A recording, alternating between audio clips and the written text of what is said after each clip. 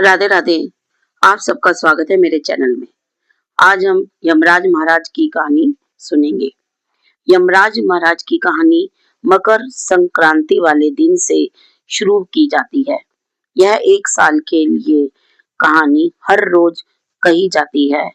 जब एक साल पूरा हो जाए तो उसके बाद मकर संक्रांति वाले दिन ही इसका उद्यापन भी होता है।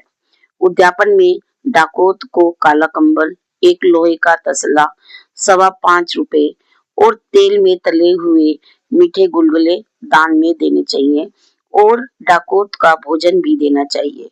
उसे दक्षिणा भी देनी चाहिए। अब हम यमराज महाराज की कहानी शुरू करते हैं। एक साहूकार और साहूकारनी शंकर की पूजा करते थे। उनके यहाँ संतान नहीं थी। एक दिन पार्वती जी शंकर जी से बोली, हे नाथ, यह आपकी किसकी पूजा करते हैं? आप इन्हें कुछ दो। शंकर बोले कि यह पुत्र के लिए पूजा करते हैं और इनके भाग्य में संतान नहीं है। पार्वती नहीं मानी, बोली, नाथ, इन्हें एक पुत्र अवश्य देना पड़ेगा। भगवान बोले, अच्छा, मैं इन्हें एक पुत्र अवश्य दूंगा, पर उसकी आयु सिर्फ 12 वर्ष होगी। यह सब बातें सुनकर साहूकार को ना खुशी हुई ना गम हुआ। वह घर चला गया। साहूकारनी के 9 महीने बाद पुत्र पैदा हुआ, पर साहूकार को कोई खुशी नहीं हुई। बेटा बड़ा हुआ तो साहूकारनी बोली, मैं तो अपने बेटे का ब्याह करूंगी। साहूकारनी ने बहुत मना किया, पर साहूकारनी नहीं मानी। साहूकार ने बहुत मना करा, लेकिन साहूकारनी नहीं मानी तो साहूकार ने साहूकारनी को बता दिया कि हमारे पुत्र की आयु सिर्फ 12 वर्ष की है।